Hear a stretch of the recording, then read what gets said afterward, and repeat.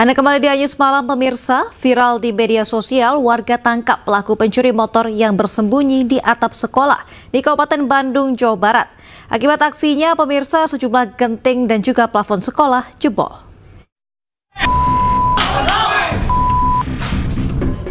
Ya kon damkar.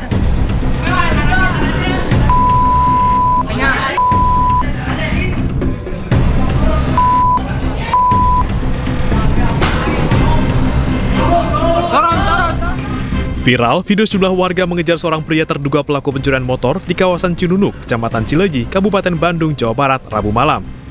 Sial, saat beraksi, pelaku terpergok sang pemilik motor. Karena panik, pelaku pun berusaha melarikan diri.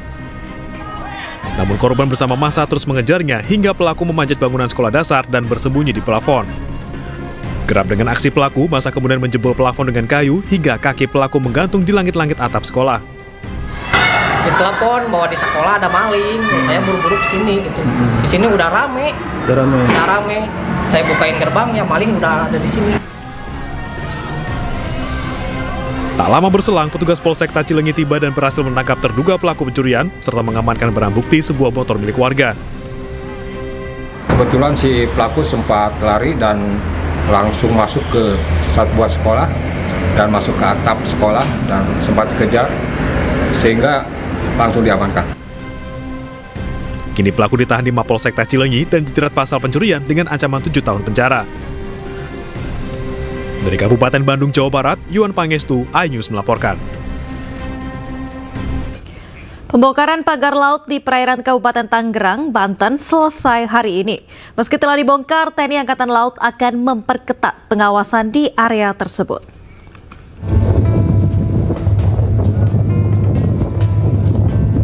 TNI Angkatan Laut bersama nelayan membongkar pagar laut di perairan Kabupaten Tangerang yang tersisa 1 km pada hari Kamis. Sisa pagar ini dipastikan selesai dibongkar di hari yang sama. Total 30,16 km pagar laut berhasil dibongkar seluruhnya dalam waktu 11 hari, lebih dari target sebelumnya yaitu 10 hari. Hal ini tak lepas dari kendala cuaca buruk seperti hujan lebat, ombak tinggi, dan kedangkalan laut. Karena pada pagi hari ini tadi kita saksikan bersama merupakan hari terakhir atau pengakhiran dari pembongkaran pagar laut yang ada di Kabupaten Tangerang, yang khususnya di tiga kecamatan tadi ya. Nah, ini sudah mulai dari tanggal 22 Januari sampai dengan hari ini tanggal 13. Kalau dihitung dengan hari kerja, ada 11 hari kerja.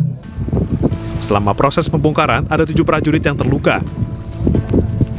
TNI Angkatan Laut akan memperketat pengawasan di wilayah bekas pagar laut agar kejadian serupa tidak terulang. Dari Kabupaten Tangerang, Banten, Tim Liputan iNews melaporkan.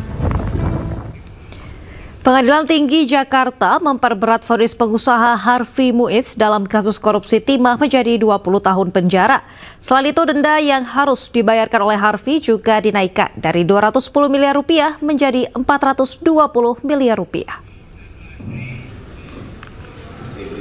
Hakim Pengadilan Tinggi Jakarta membacakan vonis banding para terdakwa kasus dugaan korupsi tata niaga komoditas timah dengan hukuman yang diperberat menjadi 20 tahun penjara. Harvey juga dihukum membayar denda 1 miliar rupiah, subsidiar 8 bulan penjara, serta uang pengganti sebesar 420 miliar rupiah.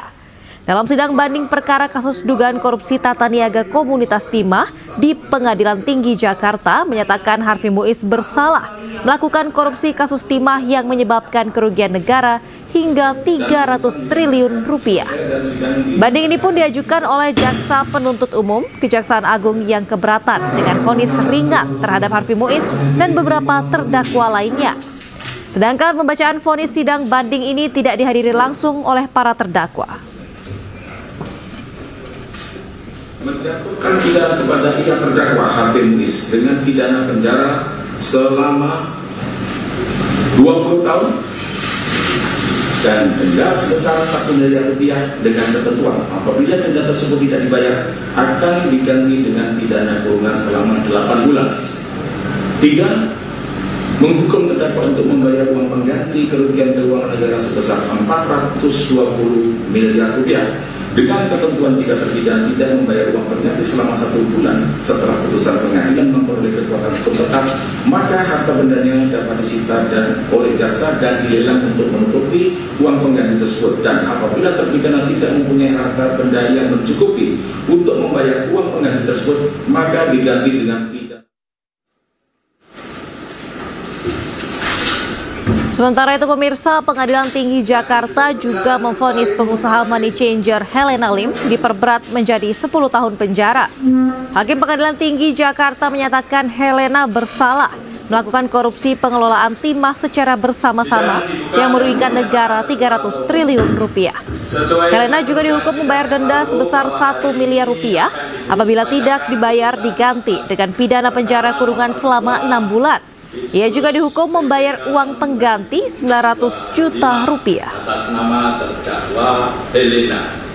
Menyatakan terdakwa Helena telah terbukti secara sah dan meyakinkan bersalah melakukan tindak pidana korupsi secara bersama-sama dan tindak pidana pencucian uang.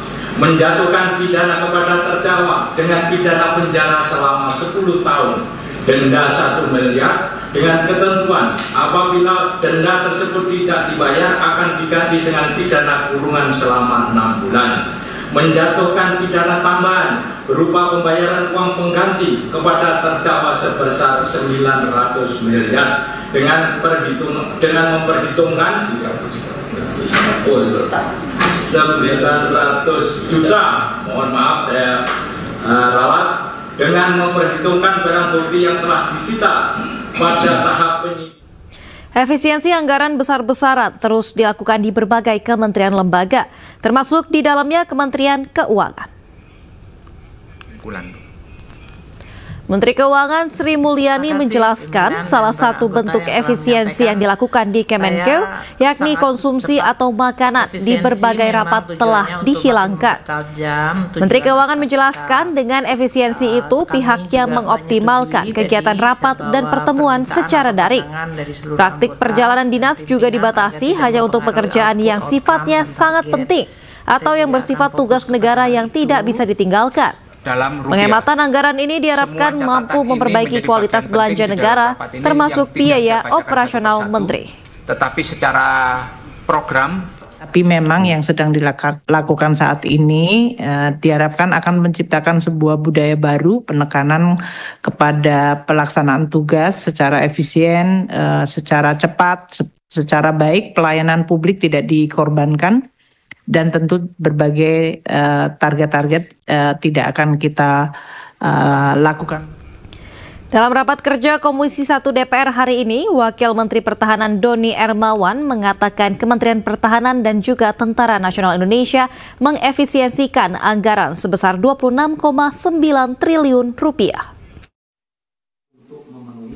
Rapat kerja Komisi 1 DPR hari ini membahas anggaran sesuai instruksi Presiden nomor 1 tahun 2025 tentang efisiensi APBN dan juga APBD tahun anggaran 2025. Rapat ini dihadiri langsung oleh Wamenhan Doni Hermawan, Panglima TNI Jenderal Agus Subianto, KSAAD Jenderal TNI Maruli Simanjuntak, dan KSAL Laksamana TNI Muhammad Ali.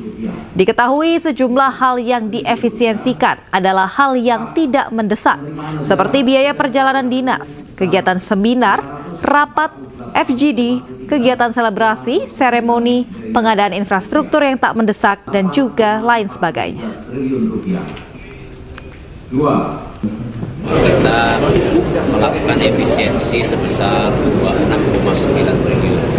Jadi itu kita laksanakan karena memang itu adalah salah satu keputusan untuk sebuah kementerian dan lembaga kita laksanakan. Jadi kita efisienkan anggaran yang ada di Kementerian Pertahanan dan di TNI. Jadi kegiatan-kegiatan yang penting akan kita laksanakan.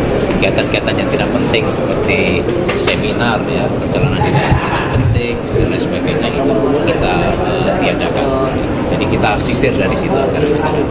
Efisiensi ini baru dilaksanakan secara anggaran atau setelah dari awal sudah diefisiensi? Kita dari awal kan sudah sudah lakukan ya. Awal juga kita sudah melakukan efisiensi anggaran kita ini, tapi setelah rekonstruksi ini kan ada angka baru ya.